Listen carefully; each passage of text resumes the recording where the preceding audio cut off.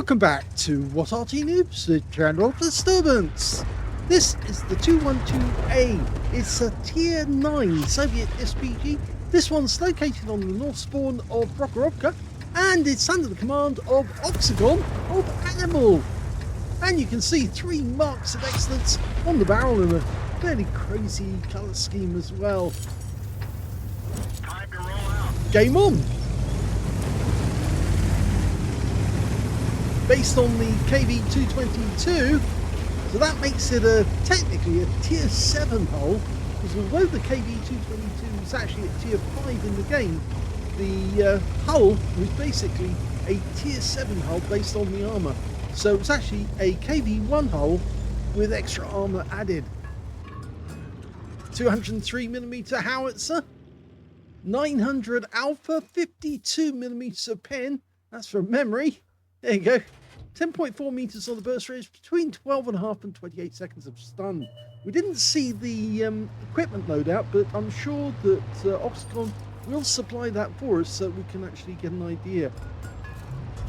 Okay, he's loaded, but he actually did an ammunition swap, and he went instead for the extra HE, the non-stun variety, because that has even more power, and it'll do 1200 alpha and 65mm of pen.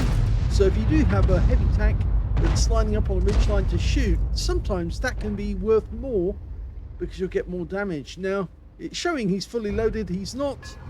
Now he is. Rouse out. Direct hit on the E900. 376.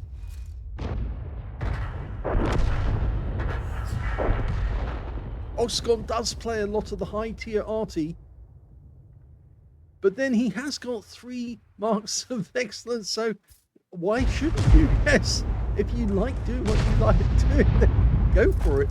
Look at this, we've got a whole bunch of enemy tanks grouping together. Rounds out. Bad news.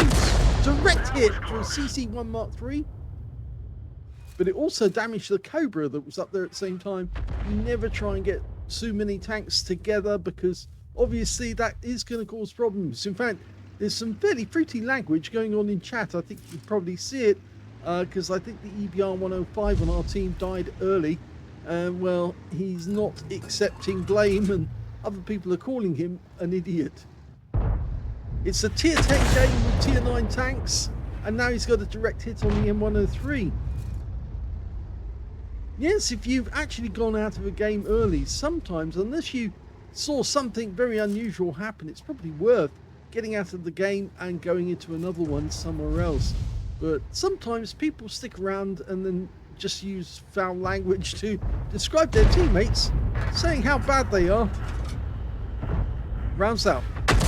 Direct hits again. 432 this time. So he's off to a flying start, because the game's only been going for 3 minutes and he's already got just under 2k of damage.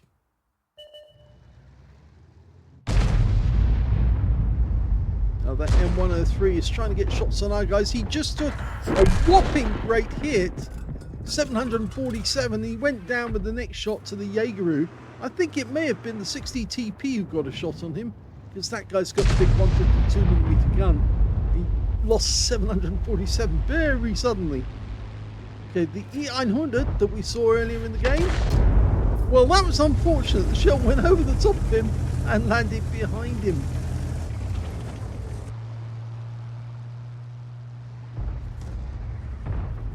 Yes, saw another 747 there from the RNG saying, I'm going to give you the same score. It was 750 alpha for the 60 TP, and I suspect that's where the shell came from.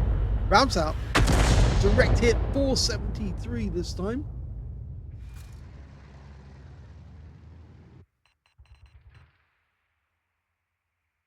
It's off to a bit of a slow start, you might say, in terms of losses, because we've only lost 2. Well, the enemy lost 2, we've lost 3. But yes, it is early days, coming up to the 5-minute mark. We are doing well on hit points though, so that's some benefit. M103. Oh, rescue bloom there. comes when you do a sudden movement, and that's a direct hit. The arc of fire on this Arty is only 8 degrees in total, 4 degrees either side, left and right, but the thing is that those Artys tend to dial in a lot quicker, which is why the Object 261 and the 212A are very good Artys to play.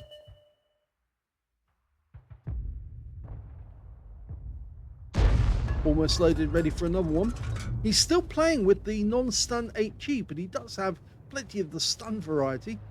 And in fact, it does make sense what he's doing at the moment with those guys, because having the non-stun variety on tanks that are going up to the ridgeline shooting and pulling back, they're not likely to get tagged by our teammates. But, oh, Cobra dodged that one very well. I think the Cobra and whoever's actually with him up on top of the hill, those might be worth getting the stun variety of shell. But the ones that are down on the ridgeline, like the Centurion Action 10, the M103, probably not so much. There's the M103. So he's going for it with the non-stun shells again. Had to change our aim. Got a bit of a rescue balloon. Rounds out. Another direct hit for 548 this time. So we're almost up to 3,000 hit points of damage. The standard reload on this Arty, 37.39 seconds, and Oxagon's got 27.53. Only 2 more rounds of the non-stun variety, and then he has to switch. He is actually carrying a few AP rounds as well, just in case.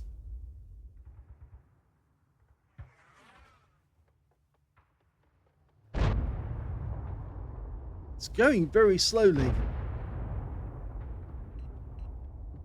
Our platoon mate in this game, as usual, is Soul Collector, and he's also from ANIML. The two normally join battle together. Not unusual. And that one lands short of the ANIML, but it was the non-stun variety, so there was no stun assist on that one. Soul Collector's already got a kill, but Oxagon hasn't yet.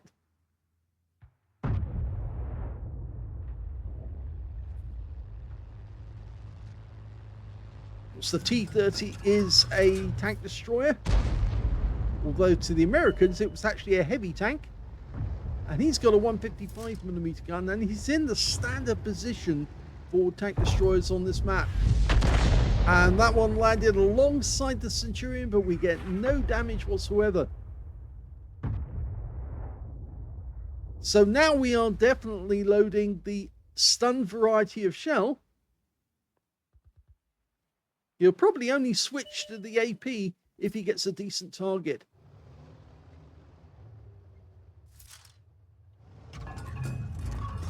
Okay, loaded to go. 7 minutes left on the clock. Rounds out. He backs away. And he does get the hit this time. The splash is enough to damage him. Starting to look very bad for the enemy on the hill. They've got a Heshbarn up there. The M103 is badly damaged. And now they're being attacked. The Leopard's sprinting in. He does some damage to the CC-1 Mark II with the Ram, and unfortunately he goes down. But the CC-1 Mark II is our first kill. The Heshbarn, on the other hand, well, he's also in bad position. And in fact, actually, he's just been killed by our Leopard prototype.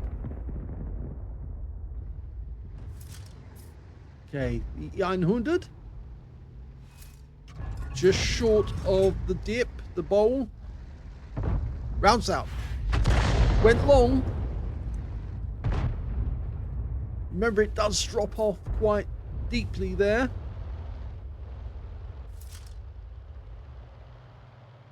Well, our Leopard prototype got badly damaged, and he's decided to pull back on the hill, and he's taking up a position to stop the enemy using the hill. Meanwhile, the Guerrilla 15's going up there as well.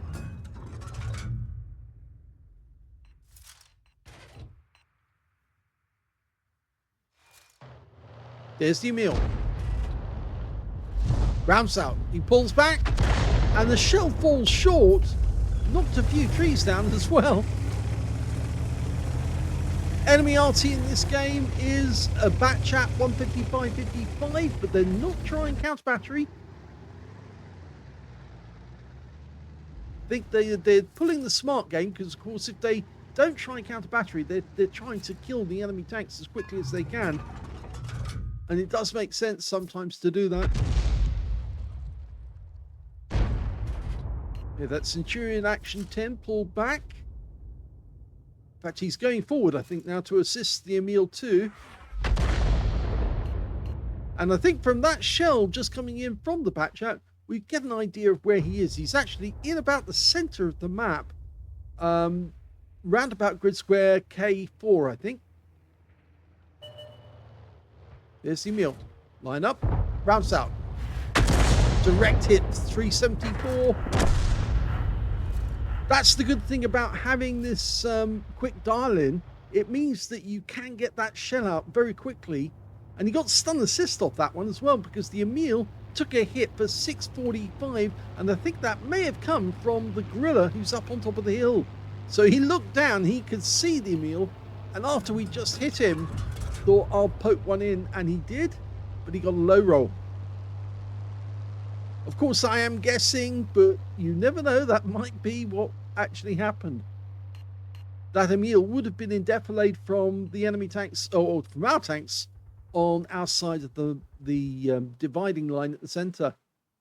The gorilla was probably the only one with a big gun who could actually see him.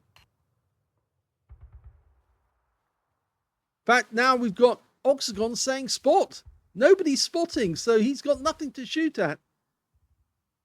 He does have rounds ready to go, but because they're not spotting, he's got nothing to shoot. Okay, here we go.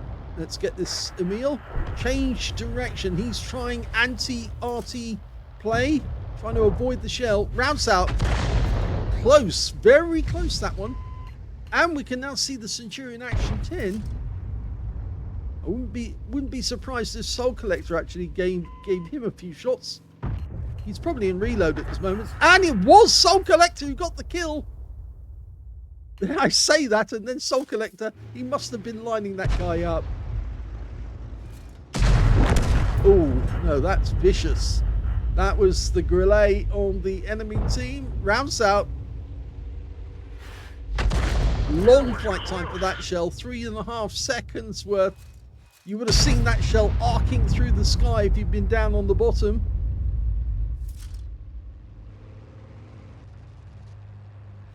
The good news is that he does have the communications expert skill operating, as well as the concentration one. So he is actually getting extra support for his crew. He's still saying spot though, because nobody's actually spotting the enemy. And we've only got 2 minutes left, and there's the 2-minute warning. We're only one tank down on the enemy, but if we're going to win this game, they need to move on. And in fact, actually, Soul Collector's come down from his sniper position, and he's now moving in the tree line. Into the tree line, I should say. And the Bobject on our team has suddenly spotted their Striv 103B, and he's moved out of the tree line, and that will make him vulnerable. Oh, there's a fire there. And in fact, it was Soul Collector who got the fire, and he collects the kill. So Soul Collector's now got 3 kills, with Oxagon only 1 so far. Oh, that was an armor-piercing round. Aimed at the E900. Just made a big hole in the ground. And the Emil's coming up. There's Soul Collector sitting at the bottom end of the bowl, and we're into the last minute. Now he's going to see the E900. Which one does he go for? The Emil or the E900? Well, again, we hit the ground or next to the E900. Maybe would have been better with the stun shells. And oh, Soul Collector just took a massive hit. Somebody smacked him. It may be that E900. Okay, we're still firing the armor piercing. Ground sound. Again, armor piercing doesn't seem to be collecting them, and unfortunately, we lost Soul Collector to their Arty. Yes, he was down to just a one shot, and he collected him. 6 seconds to go, 5. I don't think this is going to be a win for either side. And that's it. Here's the end of battle stats, and that was the second class tanker for Oxagon of ANIML in the 212A. He managed to get a Bruce medal for getting at least 5 critical hits. In fact, he got 12. And he got a Gauze medal for doing more damage, exceeding 8 times the hit points of his own vehicle. His win rate from that one, 5,160, which is Super Unicum standard and a bit more. And unfortunately, we did lose Soul Collector in that game, but at least he got a number of kills out of it. So let's have a look at the team score. Well, we can see that the highest damage in the game actually went to the Shure 103B on the enemy team. He got 5,366 hit points of damage from that one. Second highest was Oxagon with 5,227. And the third highest damage in the game, well, that went to the Gorilla 15 on our team, who managed 3,651, just beating their Gorilla 15 with 3,599. We can see that if I look at those figures again, Tank Sniper went to the Gorilla 15, the Batchat managed to get a Confederate, and our Type 4 Heavy got a steel wall out of that one, with, of course, Oxagon getting the Gauze medal. When it came to kills, though, we can see the top scorer was, in fact, the Gorilla 15 on the enemy team. 5 kills went to that guy. 3 kills went to Soul Collector, and 2 kills went to the Gorilla 15 on our team, and the M103 on the enemy team. We can see Oxagon only got 1 kill in 4th place. And yes, there's the Striv 103B and number of other tanks with 1 kill apiece. When it came to base XP, in fact, in this one, it is the Striv 103B who gets the highest base with 568.